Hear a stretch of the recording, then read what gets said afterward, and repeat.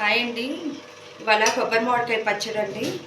మీరు కూడా ఒకసారి చూడండి. నూనె వేసాను, శనగపప్పు కొంచెం ఎక్కువ వేసుకుంటే రుచి బాగుంటుంది. ఇక్కడేమో వచ్చేసి కొబ్బరి ముక్కలు, తర్వాత ఒక చిన్న పుల్ల మామిడికాయ,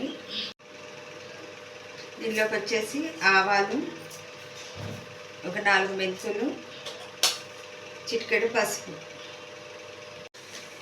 ఎండుమిరపకాయలు మన కారానికి సరిపడా వేసుకుంటే చాలు.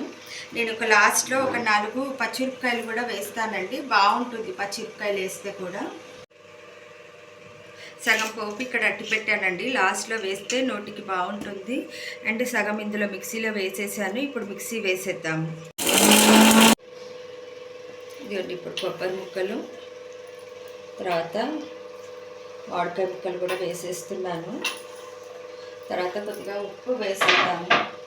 ఇందాక ఉప్పు వేయలేదు కదా, ఇప్పుడు ఉప్పు వేసేద్దాం. మనకు సరిపడా ఉప్పు వేసేసుకుంటే సరిపోతుంది. మాట్లాడుతున్నాను.